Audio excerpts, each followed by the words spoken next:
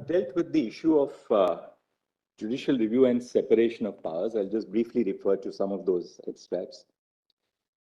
The doctrine of separation of powers, as it is traditionally understood, means that each of the three organs of the state perform distinct functions in distinct spheres. No branch performs the function of any other branch. Actually, Mr. Sibel, Mr. Solicitor, all of you can take a seat. I mean, you don't have to stand to receive the judgment. It will take a little time, so you can all be seated for a bit. Obliged. The traditional understanding of this doctrine, also termed the pure doctrine, does not animate the functioning of most modern democracies. That our constitution does not reflect a rigid understanding of this doctrine has long been acknowledged by the court. In practice, a functional and nuanced version of this doctrine operates, where the essential functions of one arm of the state are not taken over by another arm, and institutional comity guides the actions of each arm. In other words, a functional understanding of the separation of powers demands that no arm of the state reigns supreme over another. The Union of India suggested that this court would be violating the doctrine of separation of powers if it determines the list in this case. The separation of powers undoubtedly forms a part of the basic structure of the Constitution, but equally the power of courts to conduct judicial review is also a basic feature of the Constitution. The doctrine of separation of powers certainly does not operate as a bar against judicial review. In fact, judicial review promotes the separation of powers by seeing to it that no organ acts in excess of its constitutional mandate. It ensures that each organ acts within the bounds of its remit. Further, as discussed in the previous segment of this judgment, the Constitution demands that this court conduct judicial review and enforce the fundamental rights of the people. The framers of our Constitution were no doubt conscious of this doctrine when they provided for the power of judicial review. Being aware of its existence and what it postulates, they chose to adopt Article 32, which vests this court with broad powers. The doctrine of separation of powers cannot therefore stand in the way of this court issuing directions, orders, or writs for the enforcement of fundamental rights. The directions, orders, or writs issued for this purpose cannot encroach upon the domain of the legislature. This court cannot make law. This court cannot make law. It can only interpret it and give effect to it. Page 73 पर एक correction है. Then I'm dealing with now in another segment of the judgment, which is titled "Queerness is not urban or elite." The discussion in this segment has not scratched the surface of the rich history of the lives of LGBTQ persons in India, which continue into the present. Yet even the limited exploration of the literature and reportage on the subject makes it abundantly clear that homosexuality or queerness is not solely an urban concept, nor is it restricted to the upper classes of privileged communities. The discussion in the preceding paragraphs reveals the diversity of the queer population. People may be queer regardless of whether they are from villages, small towns, or semi-urban and urban spaces. Similarly, they may be queer regardless of their caste and economic location. It is not just the English-speaking man with a white-collar job who lives in a metropolitan city and is otherwise affluent who can lay claim to being queer, but also and equally the woman who works in a farm in an agricultural community. Persons may or may not identify with the labels queer, gay, lesbian, trans, etc., either because they speak languages which are not English or for other reasons. But the fact remains that many Indians are gender queer or enter into relationships with others of the same sex. In the words of a person assigned female at birth who worked at a factory in Ajmer, and I've quoted to imagine queer persons as existing only in urban and affluent spaces is to erase them, even as they exist in other parts of the country. It would also be a mistake to conflate the urban with the elite. This renders invisible large segments of the population who live in urban spaces but are poor or otherwise marginalized.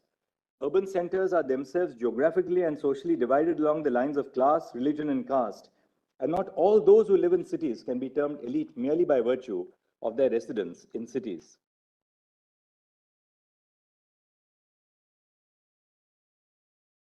This walk through history is not an attempt by this court to take on the mantle of historians. The discussion demonstrates that the institution of marriage has not remained static or stagnant. To the contrary, it is change which characterizes the institution. All social institutions transmogrify with time, and marriage is no exception.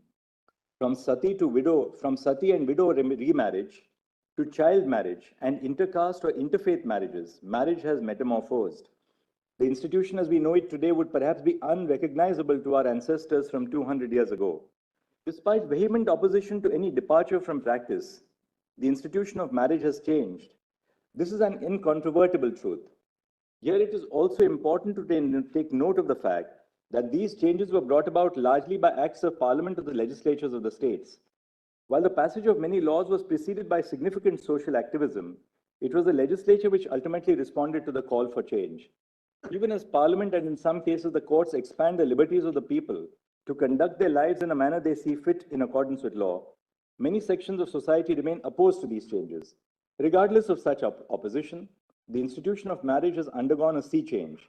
It is therefore incorrect to characterize marriage as a static, stagnant, or unchanging institution.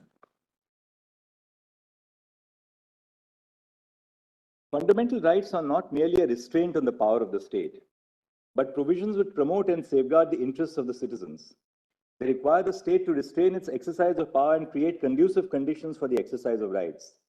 If such a positive obligation is not read into the state's power, then the rights which are guaranteed by the Constitution would become a dead letter. This is because the question of whether the state is curtailing the rights of citizens would only arise if the citizens have the capacity and capability to exercise such rights in the first place. The withdrawal of the state from the domestic space leaves the disadvantaged party unprotected, since classifying certain actions as being private has different connotations for those with and without power. In the case of personal relationships which are characterized by inequality, the actions of the more powerful person gains immunity from scrutiny and a degree of legitimacy. Thus, all activities in the private space dealing with intimate choices must not readily and blindly be categorized to be beyond the scope of the state's regulation. The state must assess if its interest in democratizing the private space overrides the interests of privacy in a given situation. In pursuance of the power conferred by Articles 245 and 246, read with entry 5 of the concurrent list, Parliament has enacted laws creating and regulating socio-legal institution of marriage. The state legislatures have made amendments to such laws with the assent of the President, since the subject of marriage is in the concurrent list. The petitioners seek that the court recognize the right to marry as a fundamental right.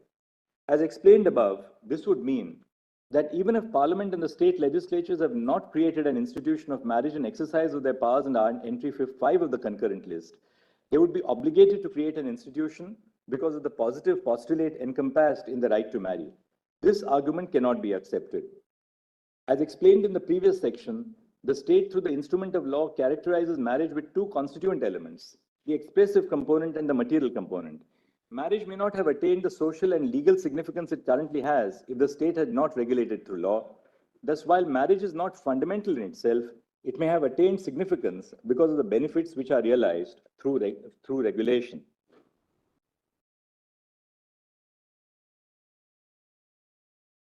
If the court finds that a provision is contrary to Part 3 of the Constitution, it shall declare that it is void, or read it down by deleting phrases, or read words in by adding or substituting phrases to save it from being declared void. If in the present batch of petitions, this court holds that Section 4 of the Special Marriage Act is unconstitutional because it is under-inclusive to the extent that it excludes, by implication, marriage between same-sex couples, the court would either strike down Section 4 of the SMA or follow the workability model submitted by the petitioners. If the court follows the first approach, the purpose of a progressive legislation such as the SMA would be lost. The SMA was enacted to enable persons of different religions and castes to marry. If the SMA is held void for excluding same-sex couples, it would take India back to the pre-independence era, where two persons of different religions and castes were unable to celebrate love in the form of marriage. Such a judicial verdict would not only have the effect of taking the nation back to the era when it was clothed in social inequality and religious intolerance, would also push the courts to choose between eradicating one form of discrimination and prejudice at the cost of permitting another. If this court takes the second approach and reads words into the provisions of the SMA and provisions of other allied laws such as the Indian Succession Act and Hindu Succession Act, it would in effect be entering into the realm of the legislature. The submissions of the petitioners indicate that this court would be required to extensively read words into numerous provisions of the Special Marriage Act and other allied laws. The court is not equipped to undertake an exercise of such wide amplitude because of its institutional limitations. This court would in effect be redrafting the laws in the garb of reading words into the provisions. It is trite law that judicial legislation is impermissible. We are conscious that the courts usually first determine whether if the law is unconstitutional and then proceed to decide on the relief. However, in this case, an exercise to determine whether the SMA is unconstitutional because of under-inclusiveness would be futile because of the limitations of this court's power to grant a remedy. Whether a change should be brought into the legislative regime of the SMA is for Parliament to determine. Parliament has access to varied sources of information and represents in itself a diversity of viewpoints in the polity. The court, in the exercise of the power of judicial review, must be careful not to tread into the legislative domain. It is clarified that this court has not adjudicated upon the validity of any laws other than the SMA, the FMA, the adoption regulations, and the CARA circular. Page 153, page correction.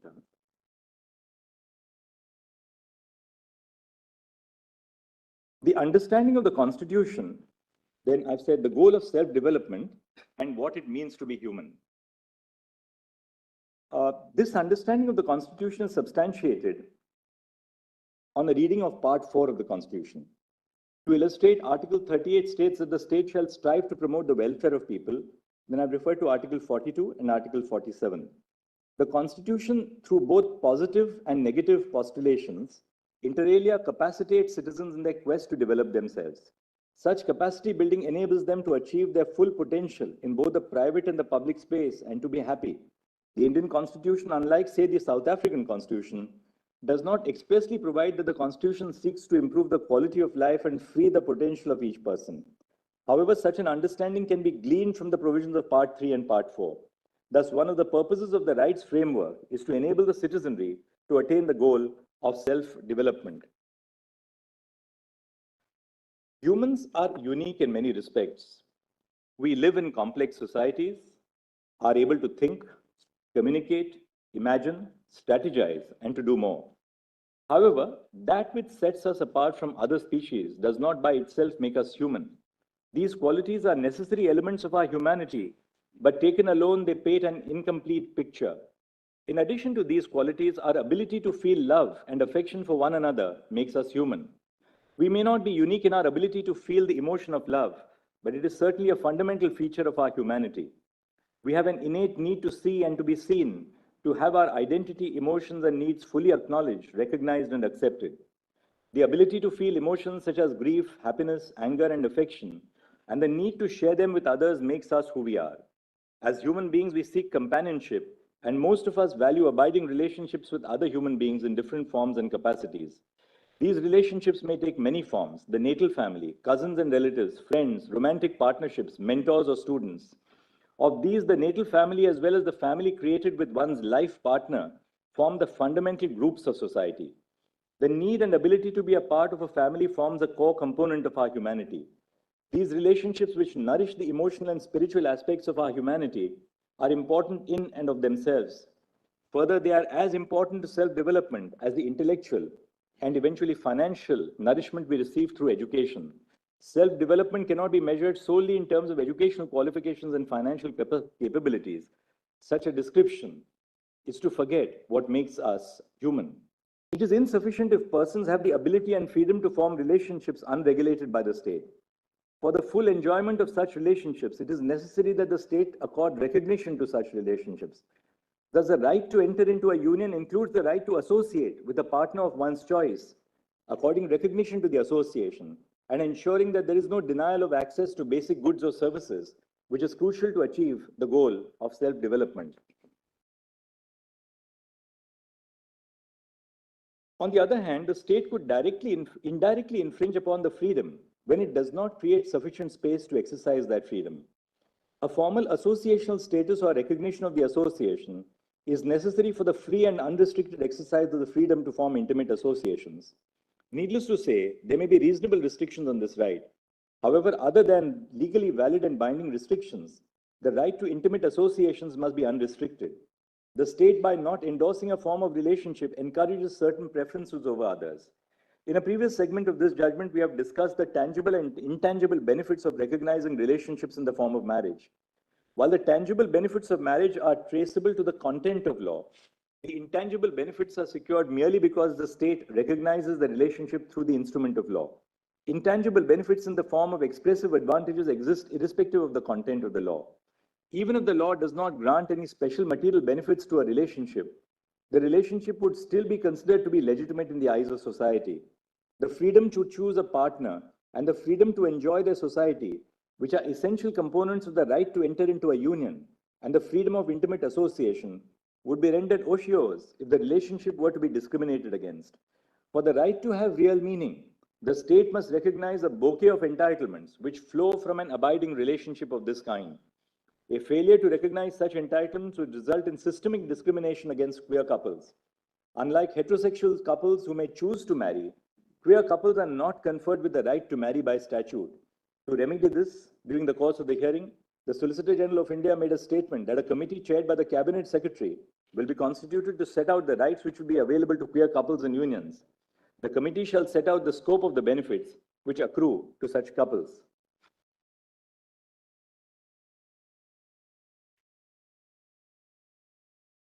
I've traced the right to form unions through a variety of provisions of the Constitution, and I'll refer to Article 19(1)(e) among other things.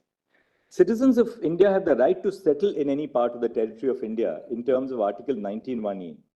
They, like all other citizens, may exercise this right in two ways.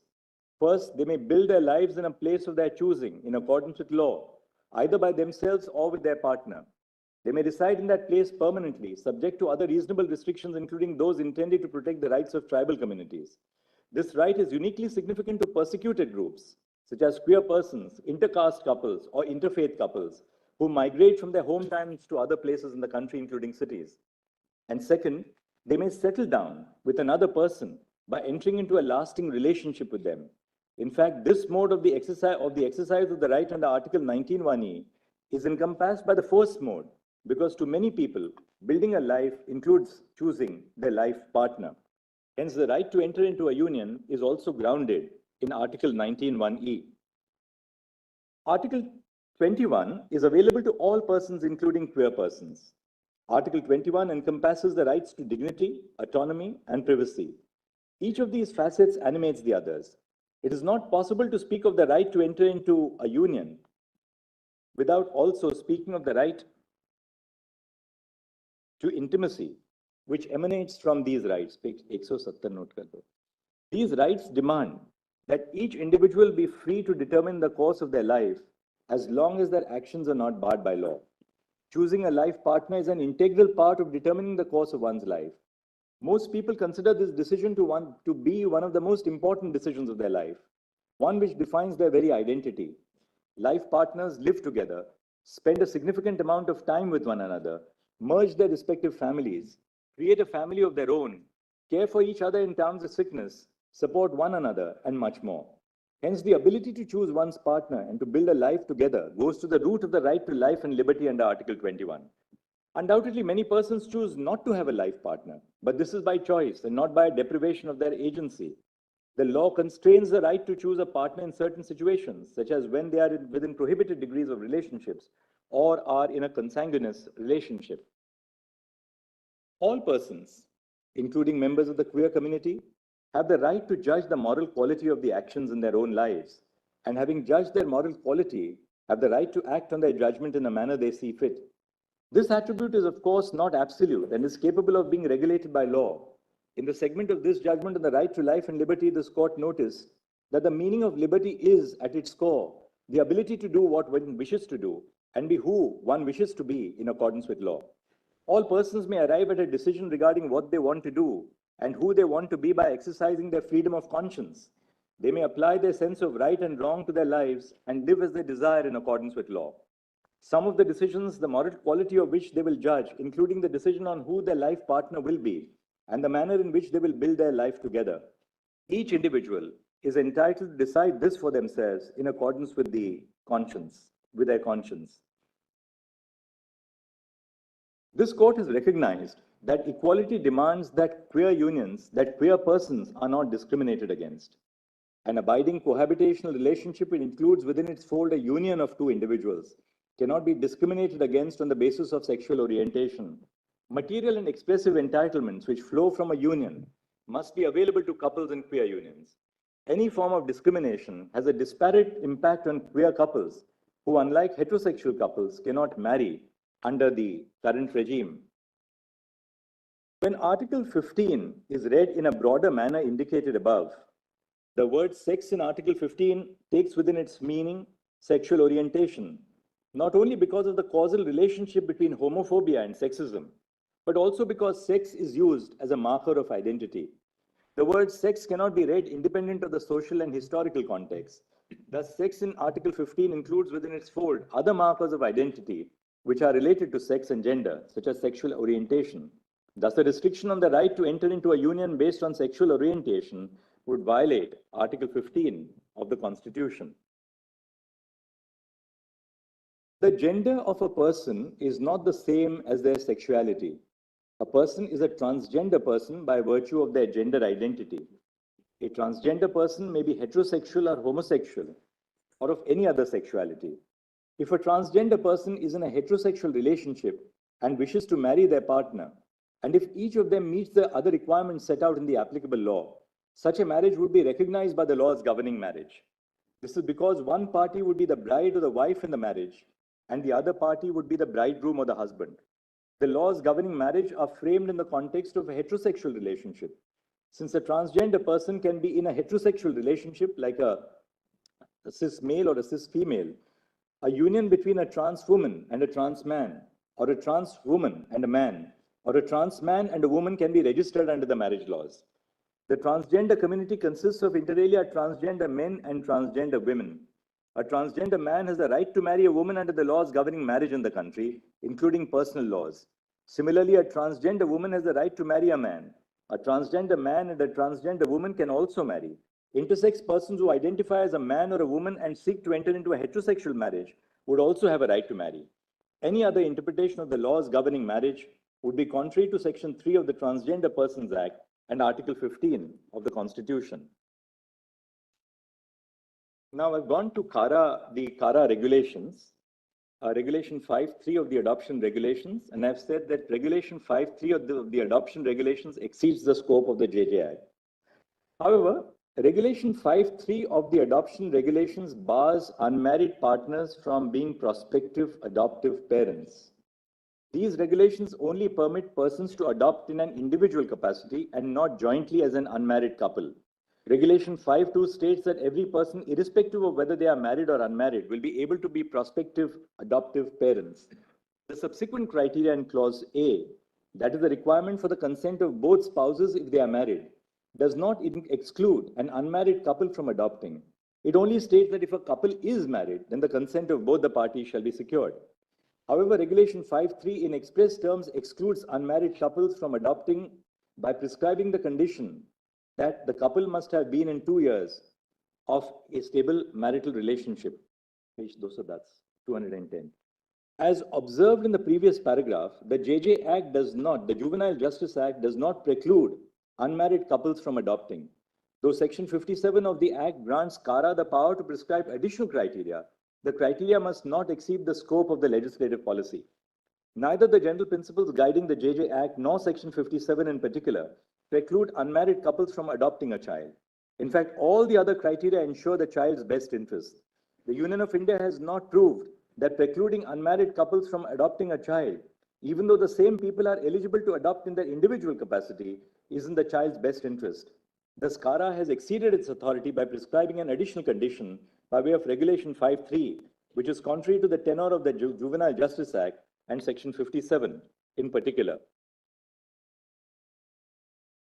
The adoption regulations use marriage as a yardstick to classify couples. There is an intelligible differentia in using marriage as an indicator to classify couples in the sense that married couples can easily be distinguished from unmarried couples. However, the differentia does not have a rational nexus with the object sought to be achieved by the CARA regulations, which is to ensure that the best interest of the child is protected. Placing a child in a stable family is undoubtedly in pursuance of a child's interest. However, the respondents have not placed any data on the record to support their claim that only married relationships can provide stability.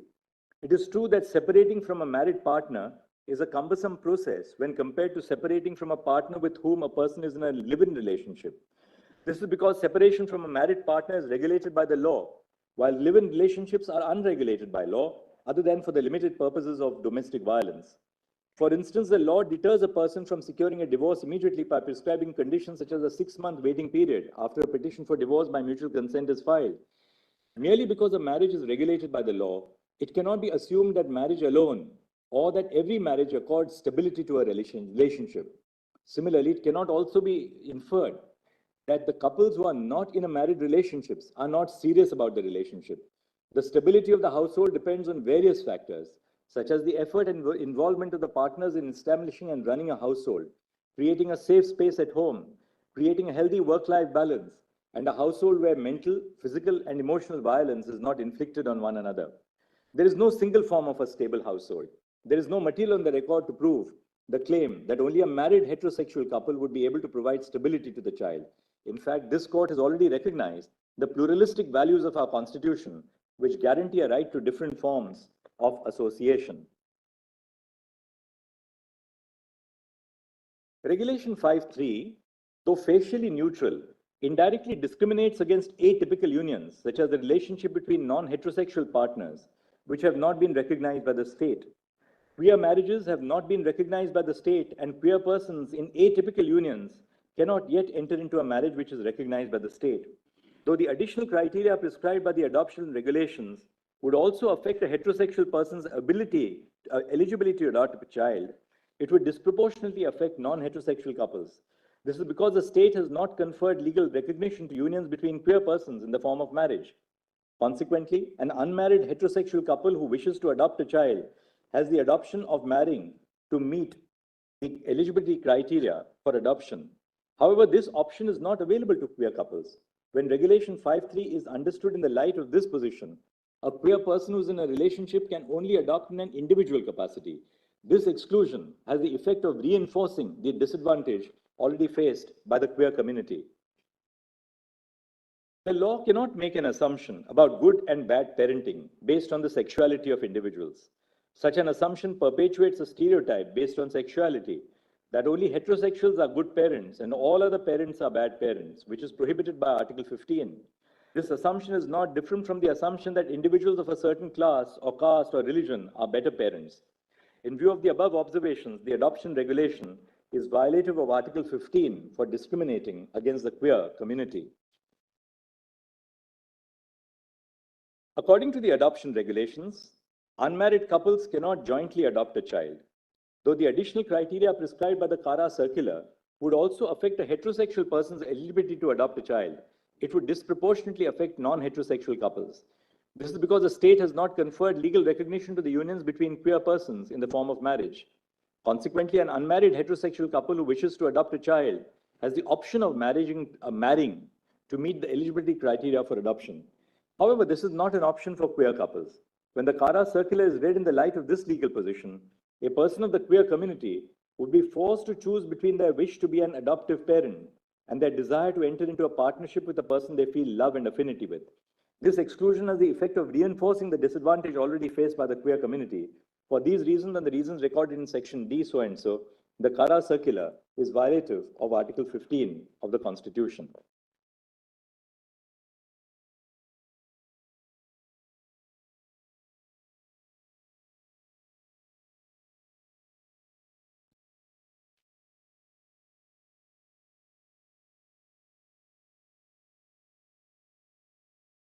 I've addressed myself to my disagreement with the scholarly judgment of my learned brother, Justice Bhatt. My learned brother relies on the example of Article 19(1)(d) to buttress this point. He states that in the absence of a law which casts a duty on the state to provide transportation through roads, a citizen cannot approach the court and seek the construction of a road to enforce the right to move freely. The opinion of my learned brother fails to have noted the judgment of a 3-judge bench of this court in state of Himachal Pradesh versus Umed Ram Sharma. I'll not read the rest of that. Contrary to what is stated in the judgment of Bhatt, the directions in my judgment do not require the state to create a social or legal status or a social institution. The directions are with a view to recognizing the choice that a person makes for themselves when they choose another to be their partner for life. The directions seek to make that choice a meaningful one. Nowhere do they create an institution of any kind. Rather, they give effect to the fundamental rights in Part 3 of the Constitution. This is the mandate of this court under Article 32, which says that the Supreme Court shall have the power to issue directions or orders or writs for the enforcement of any of the rights conferred by this part. No response is forthcoming to my detailed exposition of the scope of the powers of this court under Article 32. In section D1 of my judgment, in fact, Justice Bhatt himself recognized that courts often enable and oblige the state to take measures. My learned brother also arrives at the conclusion that the state is indirectly discriminating against the queer community, but fails to exercise the power vested in this court by Article 32 to alleviate this discrimination in any way. This court is not through judicial diktat creating a legal regime exclusively for persons of the queer community, but merely recognizing the duty of the state to recognize the entitlements flowing from exercising the right to choose a life partner. Page 234. The judgment of my learned brother contradicts itself when he holds that the SMA is not discriminatory by relying on its object on the one hand, and that the state has indirectly discriminated against the queer community because it is the effect and not the object which is relevant on the other. My learned brother discusses in detail the deprivation, exclusion, and discrimination faced by the queer community. In effect, he firstly recognizes that they have a right not to be discriminated against, and secondly holds that the actions of the state have the effect of discriminating against them.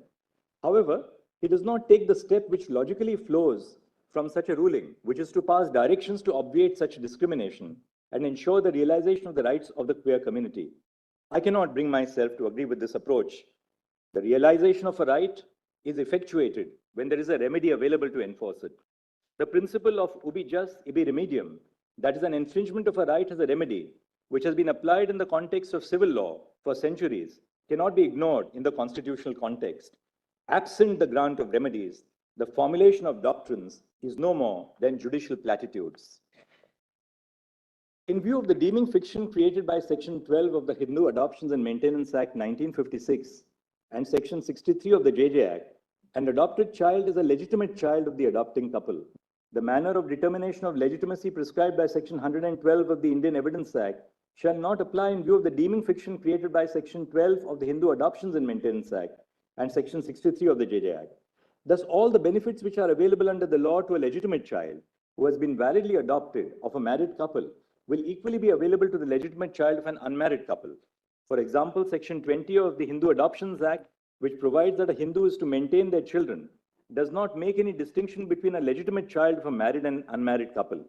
Similarly, succession law in India does not differentiate between the child of a married and unmarried couple if the child has been adopted by following the due process of law.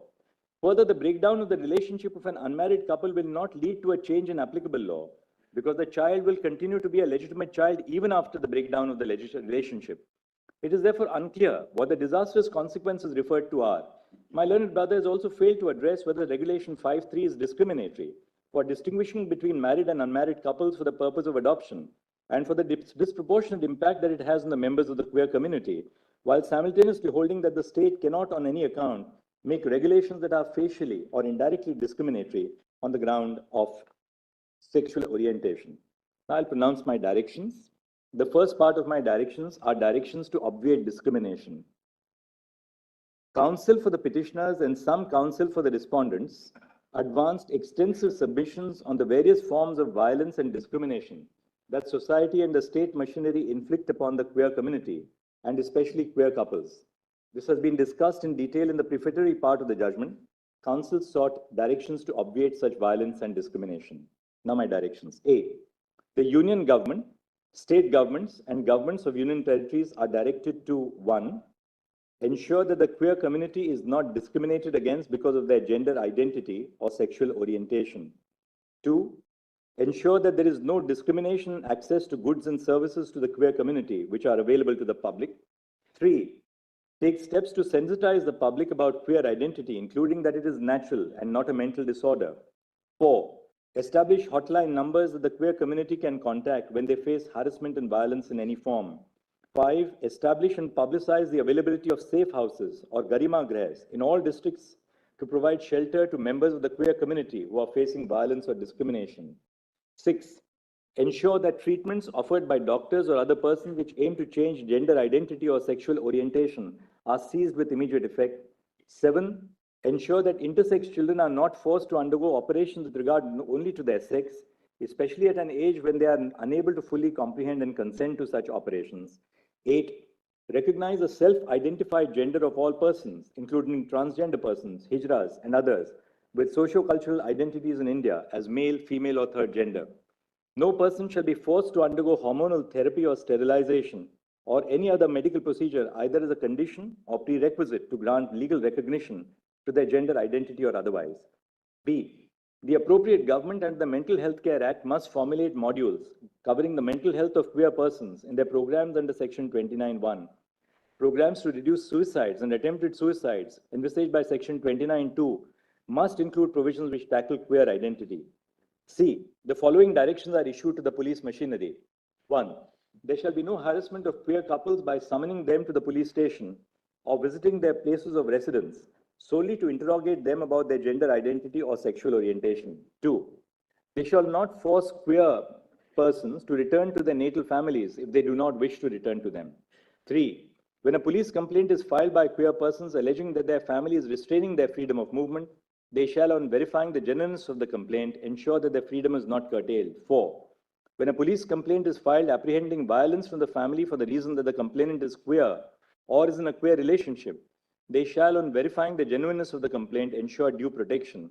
And 5. Before registering an FIR against a queer couple or one of the parties in a queer relationship, where the FIR is sought to be registered in relation to their relationship, they shall conduct a preliminary inquiry in terms of Lalita Kumari versus Government of UP to ensure that the complaint discloses a cognizable offense. The police must first determine if the person is an adult. If the person is an adult and is in a consensual relationship with another person of the same or different gender, or has left their natal home of their own volition, the police shall close the complaint after recording a statement to this effect. Conclusions and orders of enforcement.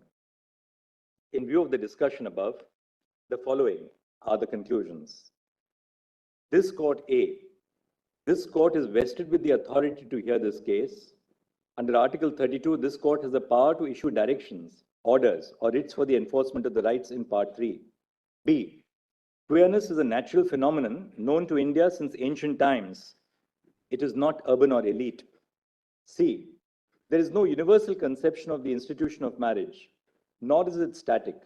Under Articles 245 and 246 of the Constitution, read with entry 5 of List 3 to the 7th Schedule, it lies within the domain of Parliament and the state legislatures to enact laws recognizing and regulating queer marriage. D. Marriage has attained significance as a legal institution largely because of regulation by the state. By recognizing a relationship in the form of marriage, the state grants material benefits exclusive to marriage. E. The state has an interest in regulating the intimate zone to democratize personal relationships. F. The issue of whether the Constitution recognized the right to marry did not arise before this court in Justice K.S. Puttaswamy, 9 judges, Shafin Jahan, and Shakti Vahini. G. The Constitution does not expressly recognize a fundamental right to marry. An institution cannot be elevated to the realm of a fundamental right based on the content accorded to it by law. However, several facets of the marital relationship are reflections of constitutional values, including the right to human dignity and the right to life and personal liberty. H. This court cannot either strike down the constitutional validity of the Special Marriage Act or read words into the Special Marriage Act because of its institutional limitations. This court cannot read words into the provisions of the SMA and provisions of other laws, allied laws, such as the Indian Succession Act and the Hindu Succession Act, because that would amount to judicial legislation. The court, in the exercise of the power of judicial review, must steer clear of matters, particularly those impinging on policy, which fall within the legislative domain. I. The freedom of all persons, including queer couples, to enter into a union is protected by Part 3 of the Constitution. The failure of the state to recognize the bouquet of entitlements which flow from a union would result in a disparate impact on queer couples who cannot marry under the current legal regime. J. In Article 15(1), the word sex must be read to include sexual orientation, not only because of the causal relationship between homophobia and sexism, but also because the word sex is used as a marker of identity, which cannot be read independent of the social and historical context. K. The right to enter into a union cannot be restricted based on sexual orientation. Such a restriction will be violative of Article 15. Thus, this freedom is available to all persons, regardless of gender identity or sexual orientation. L. The decisions in Navtej and Justice K.S. Puttaswamy, 9 judges, recognize the right of queer couples to exercise the choice to enter into a union. This relationship is protected from external threat. Discrimination on the basis of sexual orientation will violate Article 15. M.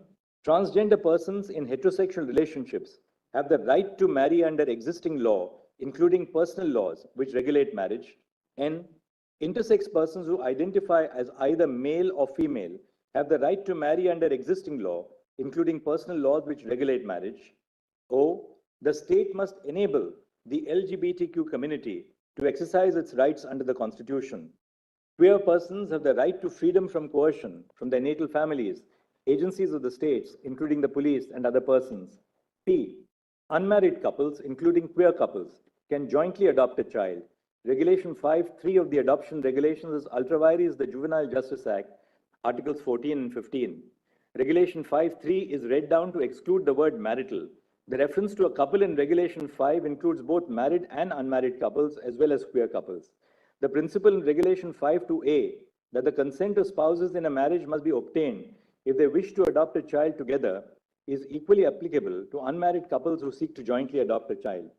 However, while framing regulations, the state may impose conditions which will subserve the best interest and welfare of the child in terms of the exposition in this judgment. Q. In view of the interpretation of Regulation 5.3 of the adoption regulations, the issue of whether the CARA circular disproportionately impacts the queer community no longer arises. R.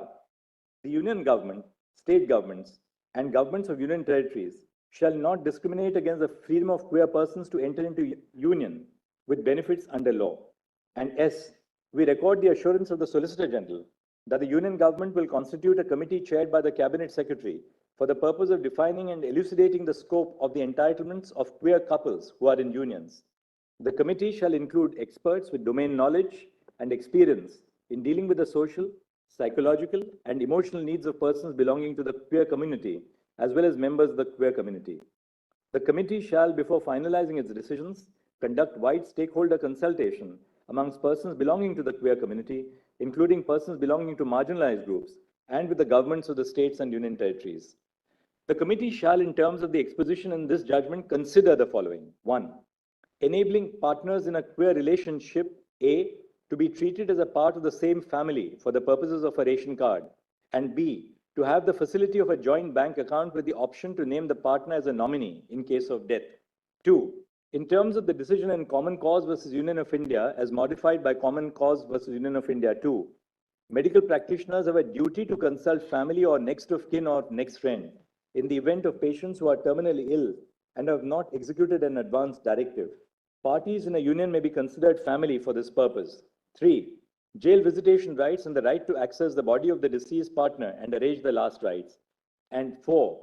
Legal consequences such as succession rights, maintenance, financial benefits such as under the Income Tax Act 1961, rights flowing from employment such as gratuity and family pension and insurance. The report of the committee chaired by the Cabinet Secretary shall be implemented at the administrative level by the union government and the governments of the states and the union territories.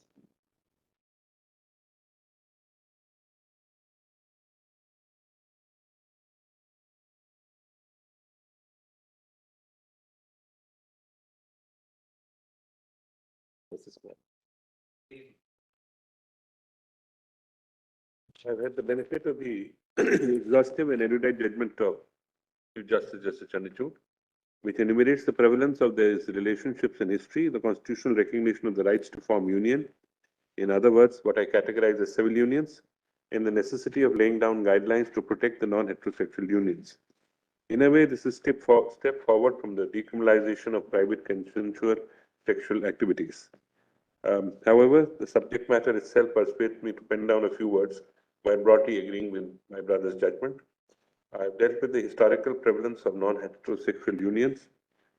I've said that it is no longer res integra, that the duty of a constitutional court is to uphold the rights enshrined in the Constitution and not to be swayed by a majoritarian tendency or popular perceptions. This court has always been guided by constitutional morality and not by social morality. Pluralistic social fabrics has been an integral part of the Indian culture. I have referred to some observations from the Rig Veda and the Somdas Satya Sarigra. And then I've said the significant aspect is that the same-sex union were recognized in antiquity not simply as unions that facilitate sexual activity, but as relationships that foster love, emotional support, and mutual care. I've referred to some traditions in the Sufi traditions. Then I've said the marriage as an institution developed historically and served various social functions. It was only later in its long history that it came to be legally recognized and codified. However, these laws regulated only one type of social historical union, that is the heterosexual union. It would thus be misconceived to claim that non-heterosexual unions are only a facet of modern social milieu.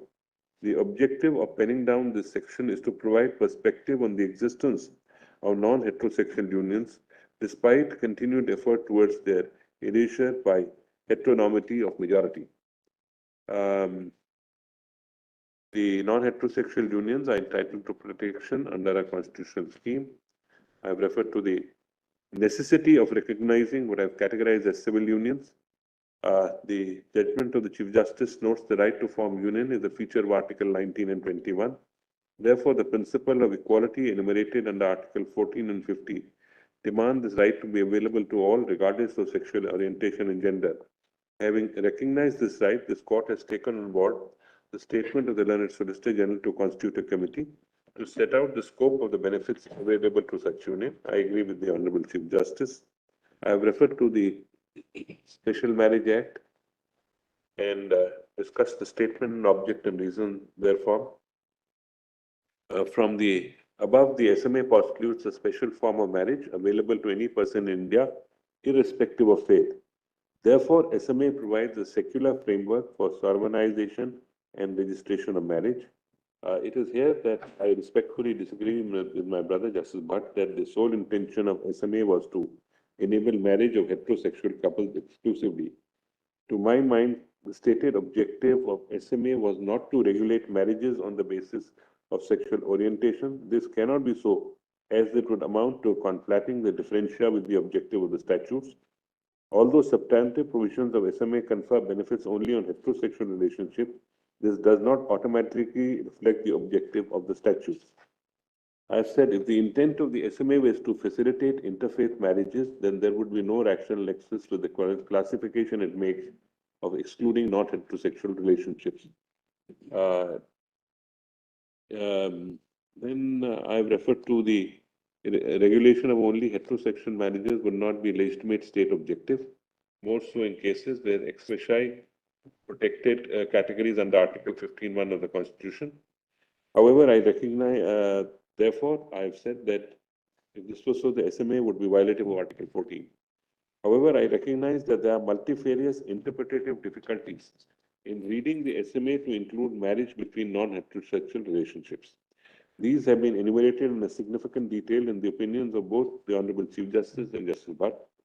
I also agree that the entitlements devolving from marriage are spread across the proverbial spider web of legislations and regulations. As rightly pointed out by the Learned Solicitor General, tinkering with the scope of marriage under SMA Act can have a cascading effect across these disparate laws. In fact, the presence of this web of statutes show that discrimination under SMA is but one example of a larger, more deeper form of social discrimination against non-heterosexual people that is pervasive and structural in nature. Ordinarily, such an intensive form of discrimination should require keener and more intensive judicial scrutiny, but then that's the statute. Then I say non-heterosexual unions and heterosexual unions marriages ought to be considered as two sides of the same coin, both in terms of recognition and consequential benefits. The only deficiency at present is the absence of a suitable regulatory framework for such unions. I refer to Navtej's view. I believe this movement presents an opportunity of reckoning with this historical injustice and casts a collective duty upon all constitutional institutions to take affirmative steps to remedy the discrimination. The next step in due course would be to create an edifice of governance that would give meaningful realization to the rights to enter into the union. whether termed as marriage or as unions. Then I've referred to the interpreting statutes using constitutional principles. As noted above, the benefits pertaining to marriage are spread across several incidental legislation and regulations. These statutes presently do not explicitly extend to civil unions. However, now that we have recognized the right to enter into civil union, such statutes must be read in a manner to give effect to this right, together with the principles of equality and non-discrimination under Article 14 and 15. In other words, statutory interpretations must be in consonance with constitutional principles that are enumerated by this court. Needless to say, this should not detract from the committee's task of ironing out the nitty-gritties of the entitlement of civil union. This exercise is necessary to foster a greater coherence within the legal system as a whole, both inter-se the statutes and between statutes and the constitution. I referred to some views from how the German courts and the South African courts have dealt with these issues. Then I've referred to the interpretation on issue of public policy. I've said this technique of reading constitutional values should be used harmoniously with other canons of statutory interpretation. I've gone on to the need for anti-discrimination law. I wholeheartedly in agreement with the opinion of Honorable Chief Justice that there is need for separate anti-discrimination law, which inter alia prohibits discrimination on the basis of sexual presentation. Presently, there are several laws that have anti-discrimination aspects. However, they are fragmented and may fail to capture the multitudinous forms of discrimination. Another compelling reason for a law that places a horizontal duty of anti-discrimination is provided by the spirit of Article 15, which prohibits discrimination both by the state and private actors. My suggestions for anti-discrimination law are as follows. First, such law should recognize discrimination in an intersectional manner. This is to say, in assessing any instance of discrimination, the court cannot confine itself to a singular form of discrimination. Instead, discrimination must be looked at as a confluence of factors, as identities in individual instances of oppression that intersect and create a distinct form of disadvantage. Discrimination laws can only be effective if they address the types of inequalities that have developed in a given society. Refer to the equal rights to equal love.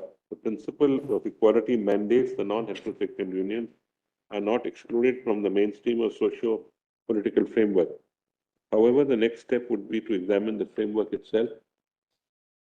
I believe the recognition of non-heterosexual union can challenge culturally ordained gender roles, even in heterosexual relationships. I've given some examples of it. Did not read it here. You can see it. In a non-heterosexual union, duties, obligations are primarily dictated by cultural ordained gender norms. Legal recognition aids social acceptance, which in turn increases the queer participation in public space. Through the medium of legal recognition, queer persons will have a greater opportunity to be seen and heard in ways not previously possible. Queer expression will help facilitate an expansive social dialogue cutting across communities and generations. This dialogue will help us reimagine our relationships in a manner that emphasizes the values such as mutual respect, companionship, and empathy. Conclusion. Is this end where we have arrived? The answer must be an emphatic no. Legal recognition of non-heterosexual unions represents a step towards the marriage equality. At the same time, marriage is not an end itself. Our Constitution contemplates a holistic understanding of equality, which applies to all spheres of life. The practice of equality necessitates acceptance and protection of individual choices. The capacity of non-heterosexual couples for love, commitment, and responsibility is no less worthy of regard than the heterosexual couples. Let us preserve this autonomy so long as it does not infringe on the rights of the others. After all, it is my life in the song by Bon Jovi.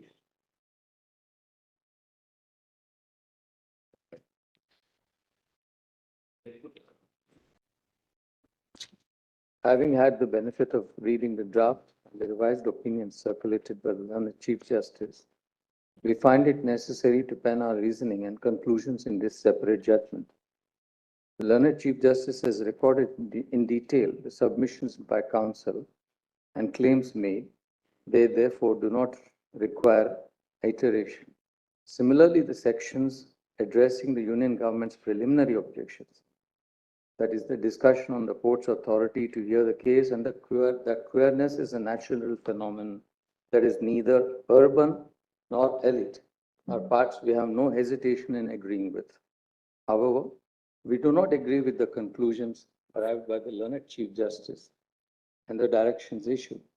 We do not agree with certain premises and conclusions that he has recorded.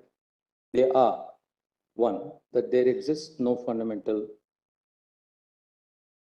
We do agree with the premises and conclusions that he has recorded. They are that there exists no fundamental right to marry under the Constitution, that the Special Marriage Act is neither unconstitutional nor can it be interpreted in such a manner as to enable marriage between queer persons, and that transgender persons in heterosexual relationships have the right to solemnize marriage under the existing legal frameworks. We have briefly highlighted our main points of agreement and reasoned in more detail those aspects with which respectfully we cannot persuade ourselves to concur. We had the benefit of perusing the concurring opinion of Justice Narasimha. We endorse those observations and conclusions fully.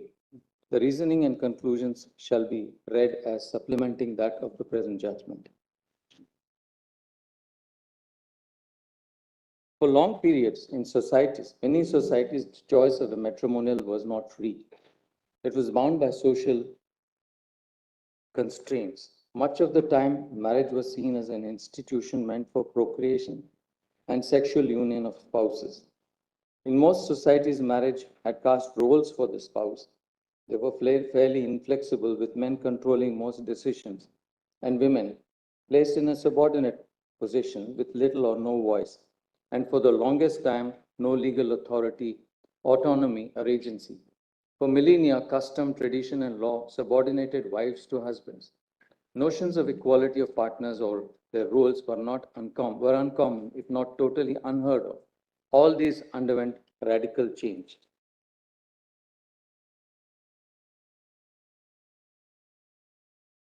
Legislative activity is aimed at bringing about gender parity through prohibiting prevailing practices that further inequality and sometimes even criminalize certain customs, resulting in legislations such as Equal Remuneration Act, the Dowry Prohibition Act, introduction of provisions in the criminal law which gave teeth to such provisions, such as Section 498, Section 113 A and B of the Evidence Act, etc.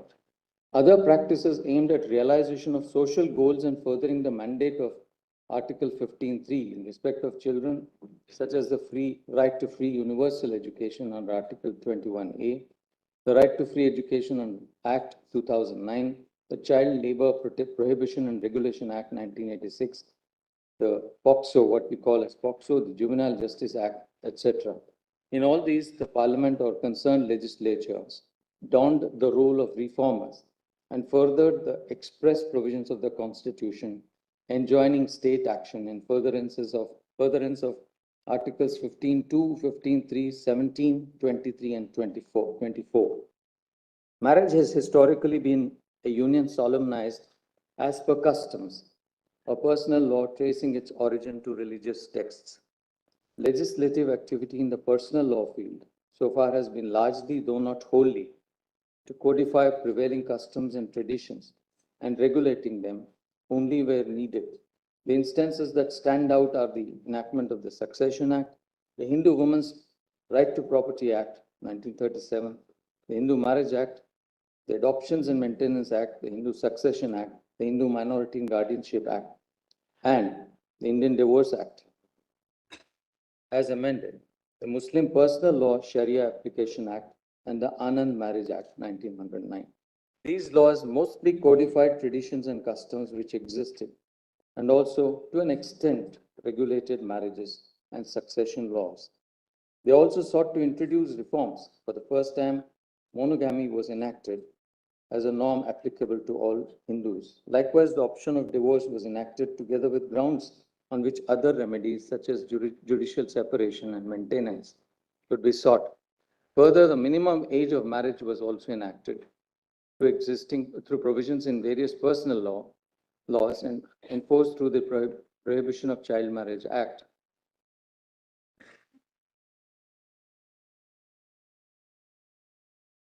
thus seen that two kinds of legislations have regulated marriage. The first, like SMA, HMA, the Hindu Disabilities Removal Act, and the Hindu Widows Remarriage Act, removed barriers and enabled exercise of meaningful choice, especially to women. The second kind of laws are those which enacted restrictive guidelines, essentially to further an orderly society or to protect women, define minimum age for marriage, child marriage restraint, marriage of individuals within prohibited degrees of relationships, etc.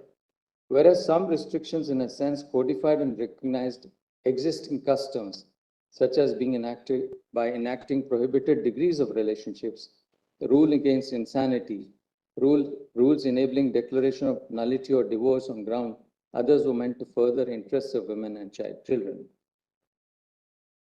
Such reforming and codification, however, did not cover the entire field. For instance, in the field of succession and inheritance, the Hindu Succession Act enacts only certain broad features, leaving untouched the rights of various communities and sections of Hindus to work out their rights in succession to joint family and co-parcenary property. And this unwritten codified law is enforced not only in regard to inheritance, but also in the field of taxation. Likewise, the law accommodates and accords primacy to customs. Similarly, also recognizes customary divorce amongst Hindus. Neither the Hindu Marriage Act nor the Hindu Succession Act apply to members of tribal communities. In fact, in the latest 3-judge bench decision in Revana Siddhappa versus Mallikarjuna, this court clarified that with the enactment of Section 16 of HMA, the legitimacy conferred upon children born of void or voidable marriages would be that they are entitled only to a share in their parents' property, but cannot claim it of their own right, as a consequence of which they cannot seek partition during the lifetime of their parents. The court also held that they cannot claim any rights other than what was expressly provided for. Thus, uncodified law and custom was upheld. The role of the legislature has been to act as a codifier and in many instances not enact or codify existing customs or practices, and wherever necessary intervene in furtherance of Articles 14 and 15(3) to enact laws. Parliament has intervened and facilitated creation of social status, this is marriage through SMA, and enabled the creation of the institution of adoption, which was available amongst only certain communities. These and other legislative interventions are the result of the state interest in reforms or furthering the interests of given communities or persons. For these reasons, we do not particularly subscribe to the characterization of democratizing intimate zones as discussed in the learned Chief Justice's opinion. These outcomes were driven by enacted law. Furthermore, there was state interest which impelled regulation of such relationships, as for instance, ensuring that minimum marriage age for girls. Likewise, there is state interest in regulating what kind of relationships, that is, prohibited degrees of relationship, should be enacted as disqualifications to marriage.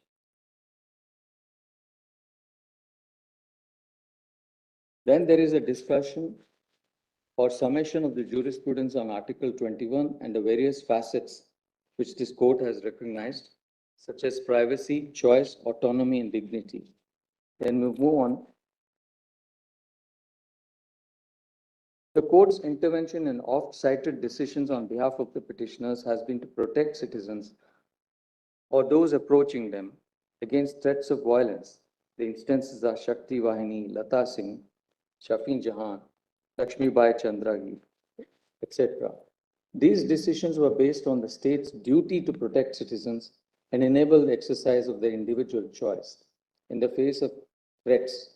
Other decisions, that is Joseph Shine, Navtej, and Independent Thought, were instances where specific provisions that criminalized or made exceptions to criminal behavior were struck down or read down in the enforcement of fundamental rights. That is Articles 14, 15, and 21.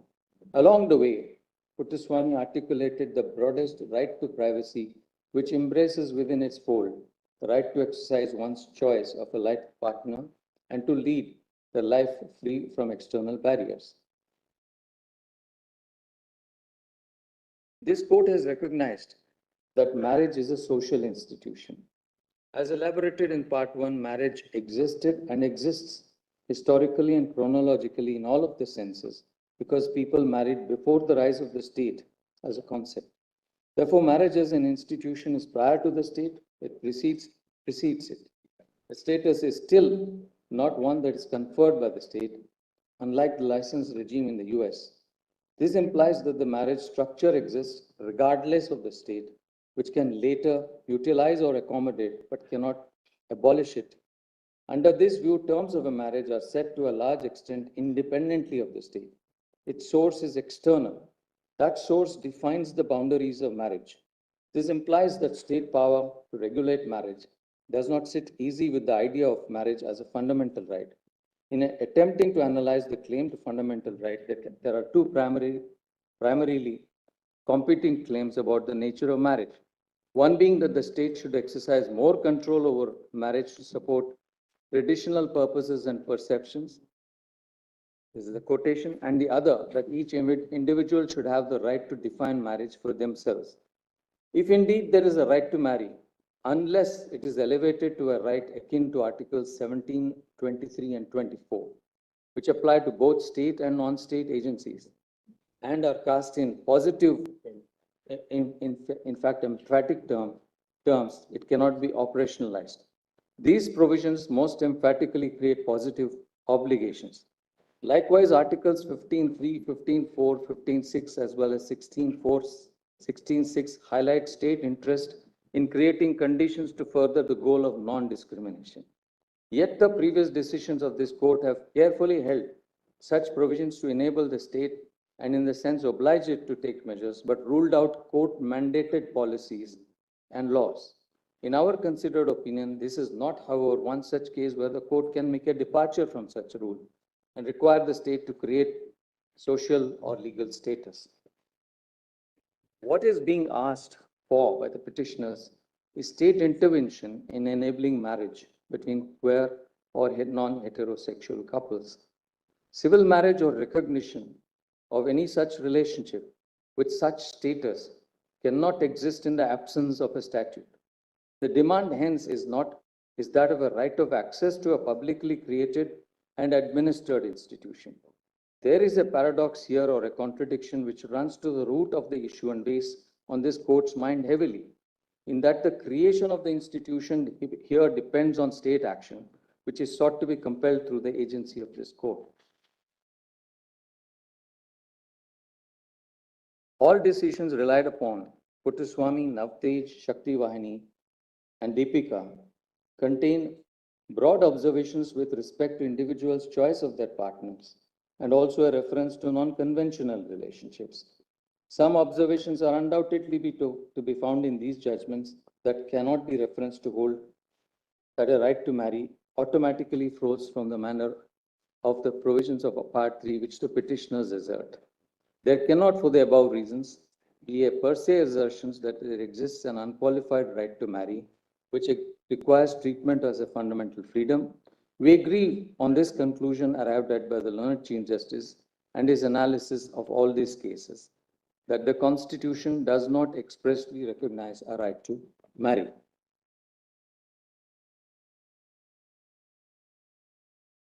While we agree that there is a right which we characterize as a right to a relationship, which is recognized in Navtej, that the queer couples and other relationships of that kind can have a union.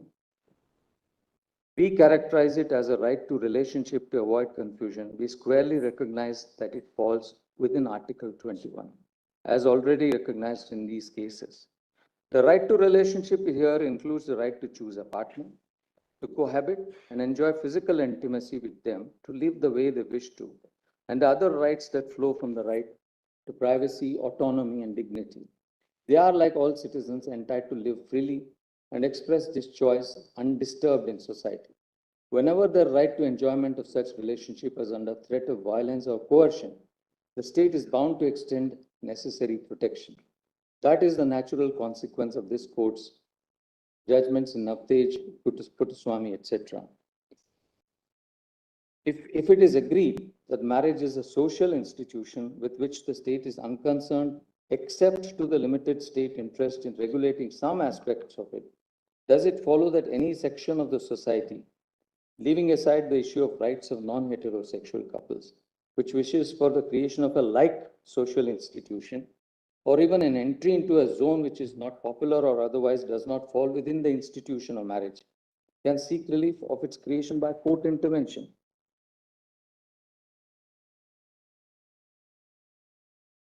In the draft circulated by the learned Chief Justice, the reasoning that there is no fundamental right to marry and thereafter, nevertheless, to proceed to delineate the facets of features which unions other than marriage are deprived of, where it's a closer look.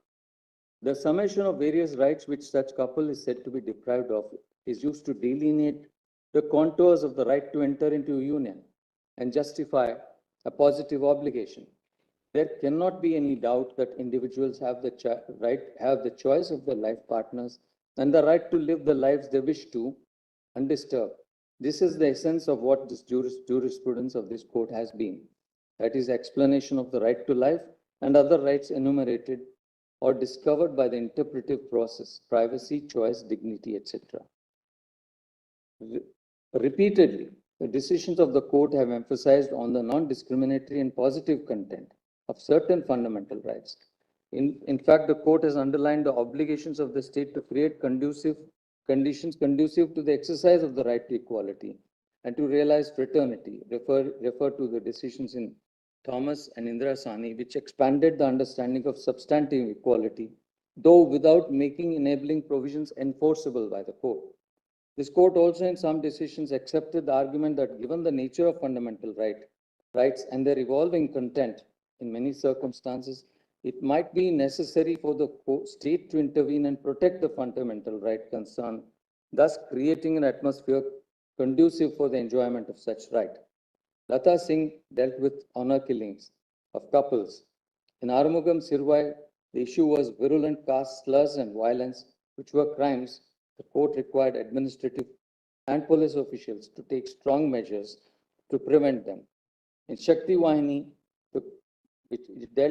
Shakti Wahini dealt with threats by Khap Panchayats, and the court held that the state is duty bound to protect fundamental rights and an inherent aspect of Article 21 of the Constitution would be the freedom of choice. The court issued directions. The judgment of the learned Chief Justice propounded a theory of a unified thread of rights, entitlements flowing from it, and how lack of recognition results in deprivation of the specified rights under Articles 19 and 25, in addition to Article 21. To the extent that assertion of sexual or gender identity in exercise of free speech association to express manifestations in whatever form are concerned, one cannot join issue. Equally, if by some state process, measures or conduct has been barred from expressing one's choice publicly, the reasonableness of that prohibition or order can be tested on grounds enumerated in Articles 19(2) and other grounds. However, when the law is silent and leaves the parties to express choice, Article 19(1)(a) does not oblige the state to enact a law or frame a regulation that enables facilitation of that expression. All judgments of this court were based on effects of laws or policies based on statutory provisions. Equally, in the absence of a legal framework enabling citizens to form a particular kind of association, as for instance, recognition of a limited liability partnership, which was not recognized and given legal status till recently, the court could not have validly created the regime by enabling recognition or regulating such associations. Similarly, the absence of any enacted law which enables facilitation of transport, it is hard to visualize that a citizen can approach the court and seek the construction of a road to enforce the right to travel, or seek the court's intervention to create a network of roads. Likewise, the absence of basic housing. Again, the court, if approached for enforcement of 19(1)(e), would not call upon the state to create one by either framing a general legislative policy or through law. Furthermore, this court has also recognized that there can be even reasonable restrictions in the acquisition and enjoyment of certain types of properties in many states. Given the nature of rights under Articles 19 and 21, the enjoyment of which are limited to the extent reasonable laws within the bounds of specified provisions, the enact in the legitimate jurisdiction of this court, it would be difficult to translate positive obligations as articulated by the learned Chief Justice's opinion. There is no difficulty about the right of two consenting persons to decide to live together, to cohabit, and create their unique idea of home, unconstrained by what others say. This is the sequitur to Puttaswamy and Navtej. Conduct hitherto criminalized is now permissible. The liberative effect of section 377 being read down is that two individuals, regardless of their sexual orientation, are enabled to live together with dignity and also protected from any kind of violence for living and existing together. Therefore, the right to be left alone, the right to exercise choice, right to dignity and live one's life with the person of one's choice is an intrinsic and essential feature of Article 21.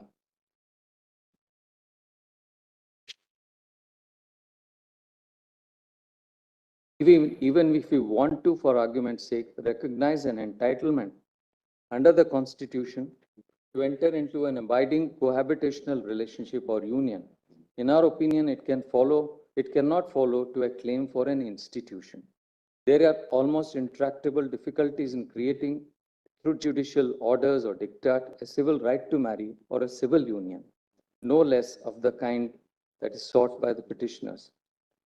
Ordering a social institution or rearranging existing social structures by creating an entirely new kind of parallel framework for queer couples would require conception of an entirely different code, a new universe of rights and obligations.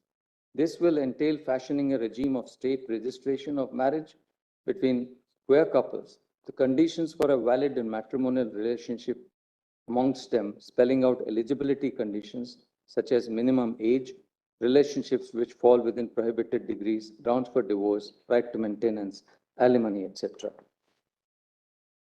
The learned chief, as a result, with due respect, we are unable to agree with the conclusions of the learned Chief Justice with respect to tracing the right to enter into or form unions from the right of freedom of speech and expression, the right to form associations, along with right any other corresponding positive obligation. It is reiterated that all queer couples have the right to relationship and choice of partner, right of cohabitation as an integral part of choice linked to their privacy and dignity. Any further discussion on the rights which consenting partners may exercise is unnecessary. No one has contested that two queer couples have the rights enumerated under Articles 19(1)A, C, and D, or even the right to conscience under Article 25. The elaboration of these rights to say that the exercise of choice to such relationships renders these meaningful, and that the state is obligated to recognize a bouquet of entitlements which flow from such abiding relationship of this kind is not called for. We therefore respectfully disagree with that part of the learned Chief Justice's reasoning, which forms the basis for some of the final conclusions and directions recorded in his judgment.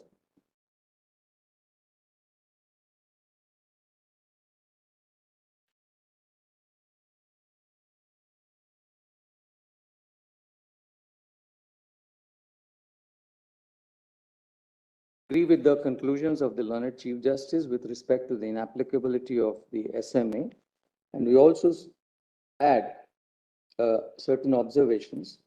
A gender-neutral interpretation of SMA and its provisions, much like many seemingly progressive aspirations, may not really be equitable at times and can result in women being exposed to unintended vulnerability, especially when genuine attempts are made to achieve a balance in a social order that traditionally was tipped in favor of cis heterosexual men.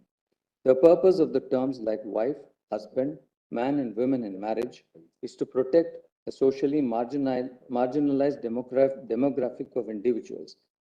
For instance, women facing violence by their partner have a right to recourse under the Domestic Violence Act, which assures and is meant to assure that the victims are safeguarded and provided relief.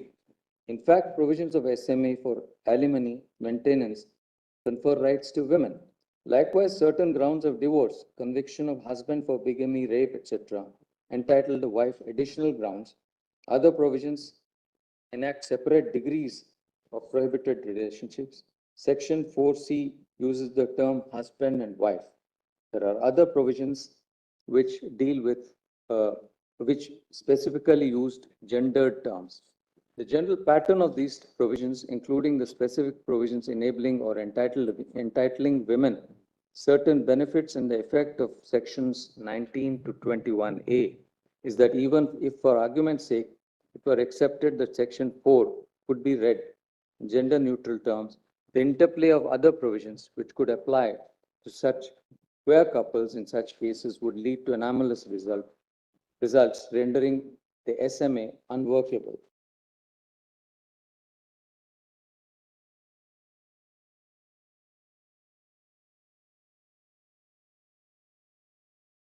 It is important. Now, there's a section that deals with the discriminatory impact on queer couples. It is important to recognize that while the state ipso facto may have no role in the choice of two free-willed individuals to marry, it's characterizing marriage for various collateral and intersectional purposes, such as permanent and binding legal relationships, recognized as such between heterosexual couples only, and no other impacts queer couples adversely. The intention of the state in framing the regulations or laws is to confer benefits to families or individuals who are married. This has the result of adversely impacting the queer couples.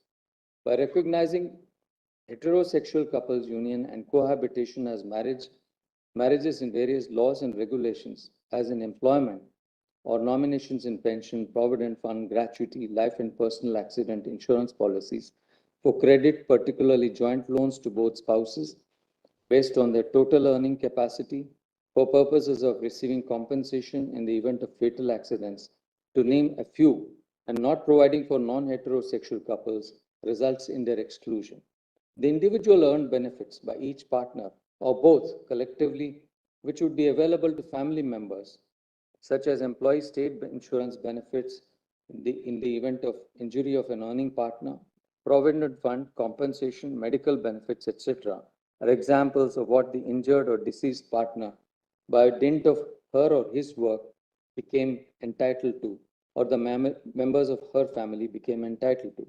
The denial of these and inability of the earning partner in a queer relationship, therefore, has an adverse discriminatory impact. The state may not intend the discrimination or exclusion in the conferment of such benefits or social welfare measure. Yet the framework of these policies expressed in favor of those matrimonial relationships results in denial of entitlements despite the professional abilities and contributions which the individual might make to society. The objective of many of these laws or schemes is to confer or provide entitlements based on individual earning and contribution. For example, Provident Fund is payable due to the employee's personal contribution and status as employee. Similarly, objective entitlement of benefits of employees' state insurance, etc., flow from individual status, work, and effort. Major part of these benefits, or all of them, flow in the event of certain eventualities such as fatal accident or death. The design of these statutes and schemes is to enable both the concerned subscriber or the employee to receive them, or in an unforeseen event such as death, for his dependents to receive them. The restrictive way in which dependent or nominee excludes their enjoyment to the intended beneficiary. Addressing all these aspects and concerns means considering a range of policy choices and involving multiplicity of legislative architecture governing the regulations guided by diverse interests and concerns, many of them possibly coalescing. On 3rd of May 2023, during the course of the hearing, the learned Solicitor General, upon instructions, had expressed the Union's position that a high-powered committee headed by the Union Cabinet Secretary would be formed to undertake a comprehensive examination to consider such impacts and make suitable recommendations in that regard. So we proceed to agree with the learned Chief Justice's conclusions with regard to the right of transgender persons in heterosexual relations to marry under existing laws. On the issue of adoption, uh, we express our disagreement and voice our concerns in the following manner.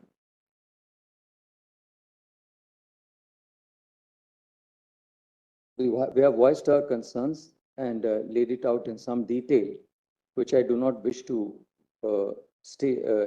read.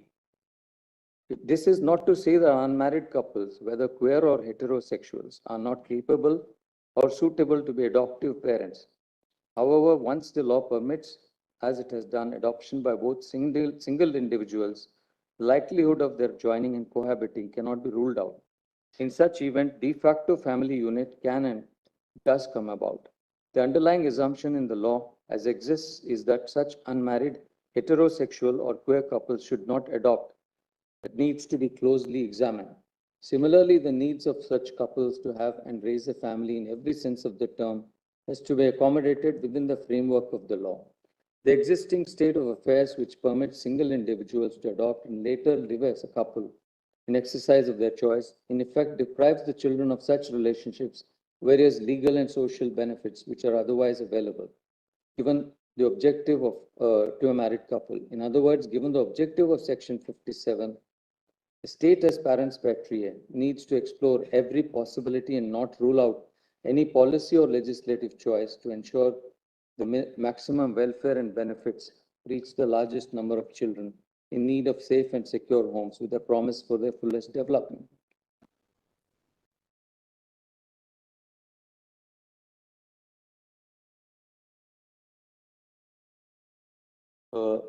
Response to the learned Chief Justice's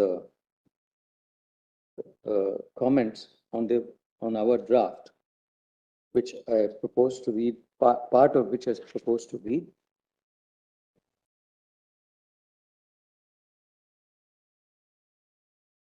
This court's observations with respect to the learned Chief Justice's reasoning centered around the enunciation of the bouquet of rights emanating from various provisions and locating an obligation has to be seen in the backdrop of the unanimous view of this court that the fundamental right to marry is not found within the Constitution.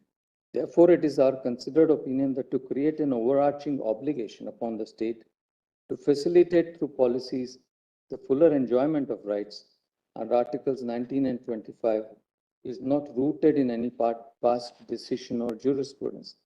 That queer couples have the right to exercise their choice, cohabit and live without disturbance is incontestable. In the same way that they are owed protection against any threat is the natural corollary of their right under Article 21. Consider in this context also the nature of relief sought and the positive obligation fashioned. Whilst there are innumerable judgments on the positive contents of the rights under Article 21, there are countless judgments that insist upon the separation of powers when it comes to matters of policy and the courts not being the appropriate forum for adjudication of the same. The polycentric nature of this issue is compelling. Next, as to the reasoning that our conclusion on the challenge of SM and subsequently finding on the disparate discriminatory impact faced by the queer community, a small comment is called for. The section discussing the provisions of the SMA and the challenge to its validity was based upon whether it violated the Constitution on the ground of impermissible classification under Article 14, for which the object of the Act to facilitate marriage between interfaith couples, wherein at the time marriage or even a couple only denoted heterosexual couples in the light of same-sex relationships being criminalized, and its provisions are relevant factors. Classification involves differentiation. Further, this court has discussed how underclassification per se does not warrant invalidation. In contrast, in the later segment on discriminatory impact, the issue that this court was considering was not reasonable classification, but impact upon queer couples through neutral laws or regulations that they encounter in their everyday lives, the purpose of which or even their substantive provisions have nothing to do with marriage. It is rather to confer other benefits, many of which are earned or accrued on account of individual skill. Yet the framing of these benefits or their intended beneficiaries were articulated in terms of entitlement to families or spouses, tends to exclude from its ambit queer couples. When such queer couples are entitled to benefits wherever they fulfill other eligibility criteria, it is the disparate impact of these neutral laws in the disbursement of entitlements or benefits which is seen through the effect or impact lens. Therefore, the discussion on constitutionality of SME is markedly different from the section on discriminatory impact in certain points for queer couples, as they have no avenue for marriage like heterosexual couples. In the latter, the impact of various laws were pointed as starting point for the state to take remedial action.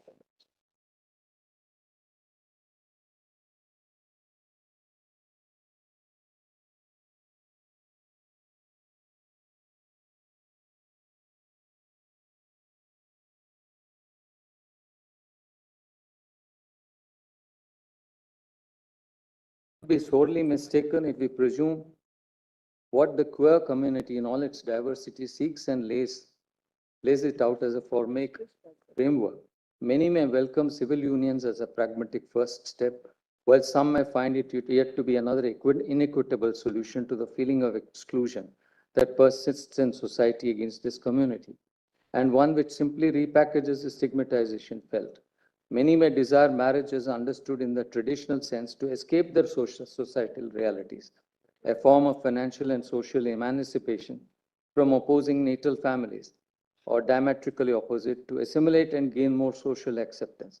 Yet others may, as a result of their experience, reject altogether the institution of marriage and all the social obligations and associations that come with it, but still want protection of their rights. Certainly, what the former group may want does not hamper or hinder the latter in any manner, for it is a choice that they seek. That the state should facilitate this choice for those who wish to exercise it is an outcome that the community may agree upon. Yet the modalities of how it should play out, what it will entail, are facets that the state, here the legislature and the executive, needs to exercise its powers in furtherance of. Now, whether this will happen through a proactive action of the state or as a result of sustained public mobilization is a reality that will play out in India's democratic stage, and something only time can tell. The state may choose from a number of policy outcomes. They may make all marriage and family related laws gender neutral, or may create a separate SMA-like statute in gender neutral terms to give the queer community an avenue for marriage. They may pass an act creating civil unions or a domestic partnership, among the many other alternatives. Another consequence may be that rather than the union, the state legislature takes actions or enacts law. What is, however, certain is that in question of such polycentric nature, whether social or political, the court must exercise restraint and defer to the wisdom of the other branches of the state, which can undertake wide-scale public consultation, consensus building, and reflect the will of the people and be in their best interest. If as a result of this, a law is enacted that undermines or violates the constitutionally protected rights of an individual, no matter how minuscule, their right to seek redressal from this court is guaranteed. That the petitioners seek what many of us may deem to be normal or accepted next step in the life upon attaining a certain age, and perhaps take for granted, is not lost on us. Their desire for social acceptability in the manner that has been historically known, through the social recognition that marriage affords, and the lack of which causes them the feeling of exclusion and hurt, is one that, as individuals, especially donning the robes of justice, we can certainly have deep empathy with. However, we are deeply conscious that no matter how much we empathize with the outcome sought, the means to arriving at such a destination must be also legally sound and keep intact the grand architecture of our constitutional scheme. If we throw caution to the wind, we stand at the risk of paving the way wherein each brick wherein each brick may feel justified to untold consequences that we could not have contemplated.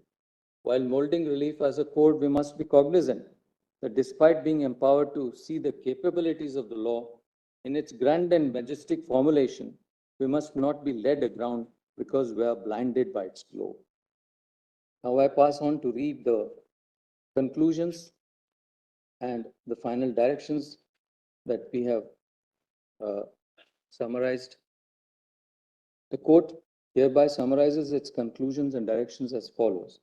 There is no unqualified right to marriage except that recognized by statute, including the space left by custom. 2. An entitlement to legal recognition of the right to union, akin to marriage or civil union, or conferring legal status upon the parties to the relationship can be only through enacted law. A sequitur of this is that the court cannot enjoin or direct the creation of such regulatory framework, resulting in legal status. The finding in 1 and 2 should not be read as to preclude queer persons from celebrating their commitment to each other or relationship in whichever way they wish within the social realm. 4. Previous judgments of this court have established that queer couples have a right to union or relationship, be it mental, emotional, or sexual, flowing from the right to privacy, right to choice, and autonomy. This does not, however, extend the right to claim a legal entitlement to any legal status for the said union or relationship. The challenge to SMA on the ground of underclassification is not made out. Equality and non-discrimination are basic foundational rights. The indirect discriminatory impacts on relations in relation to earned or compensatory benefits or social welfare entitlements to which marital status is a relevant eligibility criteria for queer couples who exercise choice to form relationships have to be suitably addressed and removed by the state. These measures need to be taken with expedition because inaction will result in injustice and unfairness with regard to enjoyment of these benefits available to all citizens who are entitled and covered by such laws. As held earlier, this court cannot, within the judicial framework, engage in this complex task. The state has to study the impact of these policies and entitlements. Consistent with the statement before this court during the course of the proceeding, the union shall set up a high-powered committee chaired by the Cabinet Secretary to undertake a comprehensive examination of all relevant factors, especially including those outlined above. In the conduct of such exercise, the concerned representatives of all stakeholders and the views of all states and union territories shall be taken into account. The discussion on discriminatory impacts is in the context of effects of the existing regimes on the queer couples. When a heterosexual couple's right to live together is not contested, the logic of the discriminatory impact faced by queer couples cohabiting together would definitionally, however, not apply to them. Transgender persons in heterosexual relationships have the freedom to and entitlement to marry. Regulation 5.3 of CARA regulations cannot be held void.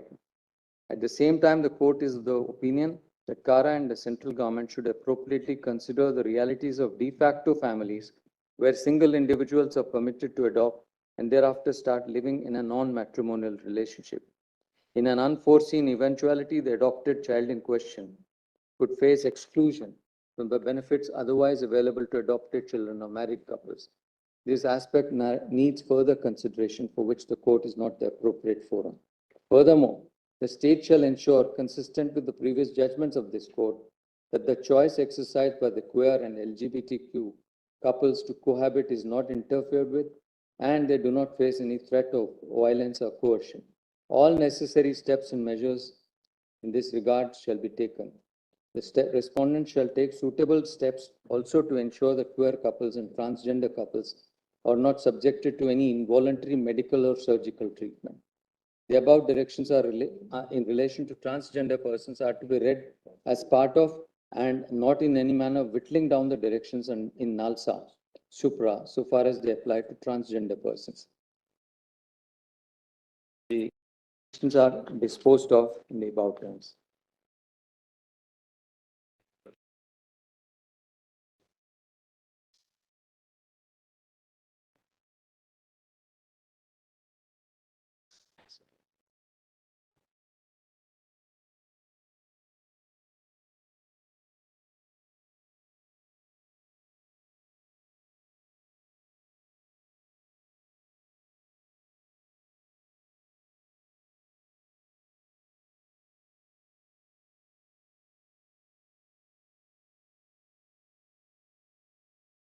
view of Brother Ravi Bhatt as stated in the judgment.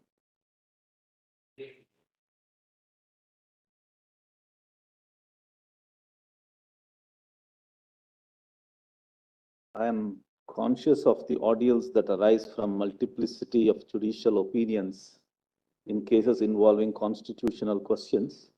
Yet I consider it worthwhile to pen the present opinion given the significant nature of the questions involved. Polyvocality in the exercise of adjudicatory function may not necessarily be viewed with discomfort if complemented with judicial discipline.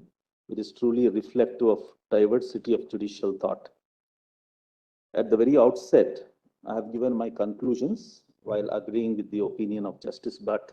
I will read the conclusions. The question of marriage equality of same-sex LGBTQ couples did not arise for consideration in any of the previous decisions of this court, including the decision in Navtej Nalsa. Consequently, there cannot be a binding precedent on this court. The reasons for arriving at this conclusion were articulated in detail with Justice Bhatt. The rights of LGBTQ persons that have been hitherto recognized by this court are the rights to gender identity, sexual orientation, the right to choose a partner, cohabit and enjoy physical and mental intimacy. In the exercise of these rights, they have full freedom from physical threat and from coercive action, and the state is bound to afford them full protection of law in cases these rights are in peril. Third, there is no unqualified right to marriage guaranteed by the Constitution that qualifies it as fundamental right. I have given my detailed opinion. In one paragraph, I would read that. In my considered opinion, the institutional space of marriage is conditioned and occupied synchronously by legislative interventions, customary practices, and religious beliefs. The extant legislative accommodation of customary and religious practices is not gratuitous and to some extent conditioned by the right to religion and right to culture, constitutionally sanctified in Article 25 and 29 of the Constitution. This synchronously occupied institutional space of marriage is a product of our social and constitutional realities, and therefore, in my opinion, comparative judicial perspectives offer little assistance. Given this nature of marriage as an institution, the right to choose a spouse and the right to a consenting couple to be recognized within the institution of marriage cannot but be said to be restrictive. Coming back to the conclusion, right to marriage is a statutory right, and to the extent it is demonstrable, a right flowing from a legally enforceable customary practice. In the exercise of such rights, statutory or customary, the state is bound to extend the protection of law to individuals so that they can exercise their choices without fear and coercion. This, in my opinion, is the real import in the decision in Safil Jahan and Shakti Vahani. The constitutional challenge to Special Marriage Act 1954 and Foreign Marriage Act must fail for the reason indicated in the opinion of Justice Bhatt. Similarly, Justice Bhatt also rightly finds the semantic impossibilities of gender-neutral constructions of the Special Marriage Act and Foreign Marriage Act. On both E and F of his opinion, Justice Bhatt has exhaustively as to the reasons that they need not now be supplemented. I find no right to civil union or an abiding cohabitational relationship conferring a legally enforceable status cannot be situated within Part 3 of the Constitution. On this count, I too agree with Justice Bhatt, but I have supplemented it, in my opinion, having considered that there exists no unqualified right to marry. In the ordinary course, no occasion would have arisen for any further deliberation. However, as the learned Chief Justice, in his opinion, has arrived at a conclusion that there exists a constitutional right to a union or an abiding cohabitational relationship, it is necessary for me to express my opinion on this newfound construction. The learned Chief Justice locates components of the right to union or an abiding cohabitational relationship under Articles 19(1)(a), C, E, 21 and 25 of the Constitution. In my opinion, it would not be constitutionally permissible to identify a right to a union or an abiding cohabitational relationship mirroring the institution of marriage.